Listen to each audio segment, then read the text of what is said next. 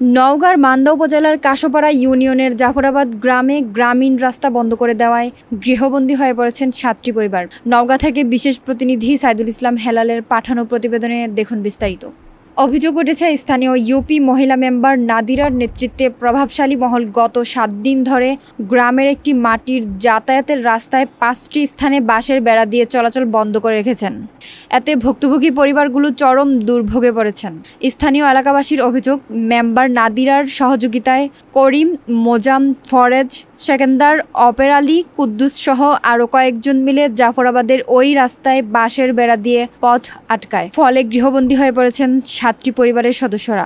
ভুক্তভোগীরা বলেন, বহু বছর ধরে তারা ওই রাস্তা ব্যবহার করে আসছেন, কিন্তু হঠাৎ ব্যক্তিগত স্বার্থে রাস্তা দখল করে নেওয়া হয়েছে। এতে শিশুদের স্কুলে যাওয়া, অসুস্থদের হাসপাতাল নেওয়া সব ধরনের চলাচল বন্ধ হয়ে গিয়েছে।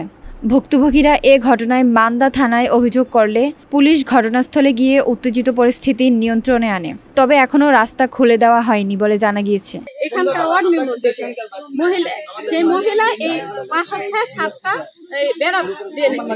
আর এই পাশাপাশি আজকে সন্ধ্যার সময় আমরা কি করবো, যে সবাই আজকে মানুষজনের ঠ্যাং ভেঙে। স্থানীয়রা ক্ষোভ প্রকাশ করে বলেন, জনপ্রতিনিধি হয়েও মানুষের ভোগান্তি বাড়াচ্ছেন মেম্বার নাদিরা।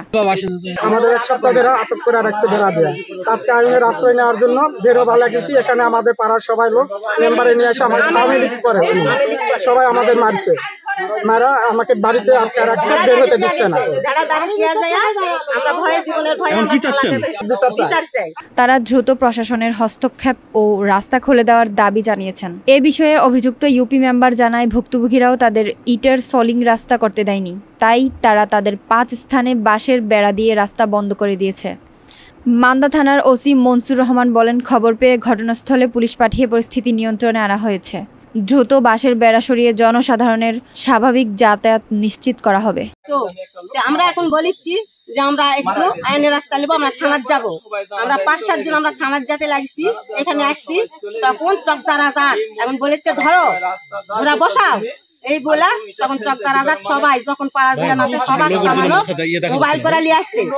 ছেলে মেয়ে আমরা হলো ৫-৭ জন, ওরা হলো নিম্নে ১০০ জন পার হয়ে যাবে।